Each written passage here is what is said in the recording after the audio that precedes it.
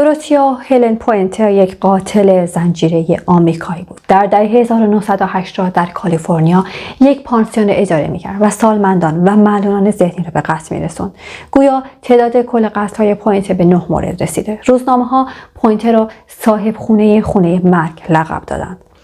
هر دو والدین اون الکلی بودن. پدرش بارها اقدام به خودکشی کرده بود و مادرش که به عنوان کارگر جنسی کار میکرد، دوروتیا و خواهر و برادرانش متعاقباً به یک پرورشگاه فرستاده شدند و متاسفانه در آنجا مورد آزار جنسی قرار میگرفت.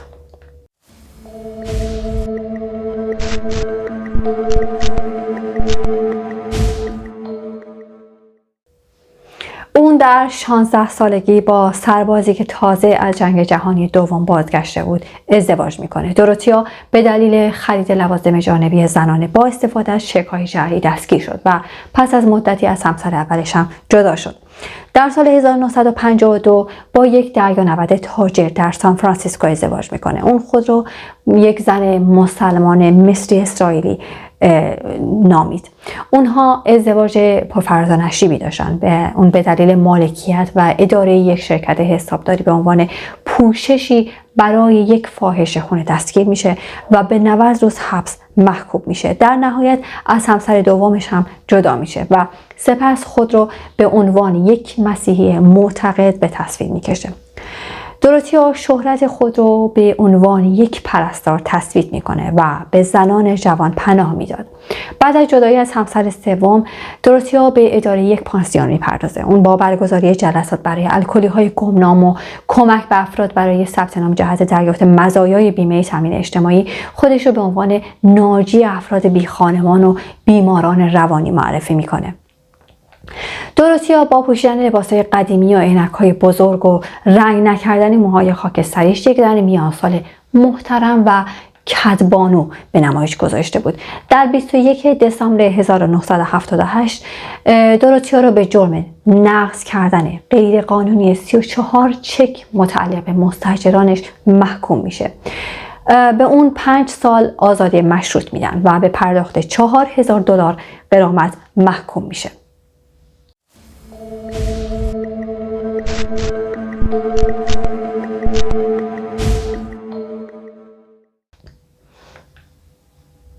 در 16 ژانویه 1982 مکنزی 74 ساله رو در یک بار ملاقات میکنه و اون رو تا آپارتمانش همراهی میکنه و اون رو با نوشیدنی مسموم بیهوش میکنه و در نهایت وسایل قیمتی اون رو میدزده. در همون سال 8 ساعت بعد از ترک منزل دوستش، میزان متوجه میشه که چک ها، کارت های اعتباری و سایر وسایل ارزشمندش مفقود شدن که به موجب اون به 5 سال زندان و آزادی مشروط محکوم میشه. اون بعد از دوران حبس به منزل مردی 77 ساله میره که طی مکاتباتش از زندان با اون آشنا شده بود. اون بعد از مدتی مرد رو به قتل میرسونه و جسدش رو داخل صندوقچه‌ای که به نجاری از دوستانش سفارش داده بود قرار میده و به کمک همون نجار بدون اینکه خود اون نجار بدونه صندوقچه رو تا کنار رودخونه میبرند که بعدها توسط یک فرد کشف میشه. جسد به شدت متلاشی شده بود که در چندین کیسه پلاستیکی پیچیده شده بود و صندوقچه پر از نفتالین و مواد خوشبو کننده بود. اون امضای مقتول رو جعل میکنه و تا مدت‌ها چک های اون فرد رو نقد میکرد.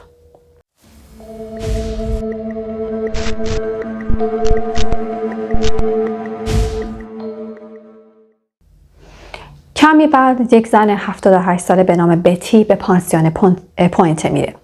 باز هم پوینت امضای اون رو جعل میکنه و نزدیک به $7000 چک که متعلق به بتی بود را نقد کرد. بعدها جسد تکه تکه شده بتی رو در یک گودال کم عمق در حیاط جلوی منزل پوینت کشف کردند. گزارش‌های سمشناسی جسد وجود دوکسیرامین، یک آنتی هیستامین بدون نسخه و همچنین هالوپریدول و فلوراسپام رو نشون داد. به همین روال جسد دیگری هم در گوشه جنوب شرقی حیاط پوینت پیدا شد و باز گزارش‌های سمشناسی از بافت مغز مقتول وجود کدئین، دیازپام و فلوراسپام رو نشون داد.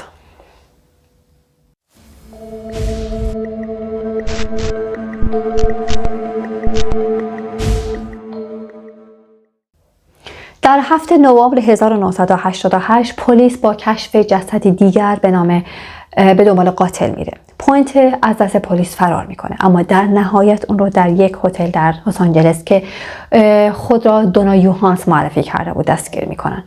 محاکمه پوینتر در 9 فوریه 1993 آغاز میشه و با وجود 156 شاهد و 3100 تا مدرک علیهش در هر 9 فقره قتل به بنبست میرسیدن و پوینتر از مجازات اعدام رهایی پیدا میکرد و به حبس ابد بدون امکان آزادی مشروط در نهایت محکوم میشه و در نهایت هم در 82 سالگی به مرگ طبیعی درگذشت.